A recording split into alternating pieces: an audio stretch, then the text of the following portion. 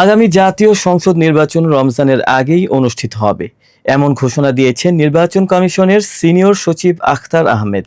আজ বৃহস্পতিবার দুপুরে নির্বাচন কমিশনে এক সংবাদ সম্মেলনে তিনি বলেন, নির্বাচনের ৬০ দিন আগে ঘোষণা করা হবে তফসিল। এরই মধ্যে ২৪ দফা কর্মপরিকল্পনা হাতে নিয়েছে নির্বাচন কমিশন। পাশাপাশি নির্বাচন আইনবিধি সংস্কারের প্রস্তাব আগামী সপ্তাহে পাঠানো হবে আইন মন্ত্রণালয়ে। ইসি সচিব জানান, আগামী সেপ্টেম্বরের শেষ সপ্তাহে দেশের সব রাজনৈতিক দলের সঙ্গে সংলাপে বসবে কমিশন। এছাড়া সংসদীয় আসনের সীমানা চূড়ান্ত করে আগামী ১৫ সেপ্টেম্বরে গেজেট আকারে প্রকাশ করা হবে। তিনি বলেন, ভোট গ্রহণের স্বচ্ছতা নিশ্চিতে প্রয়োজনীয় সরঞ্জাম কেনার কার্যক্রমও শুরু হচ্ছে। এই বছরের ৩০ নভেম্বরের মধ্যে ব্যালট বক্স কেনার কাজ শেষ করবে নির্বাচন কমিশন।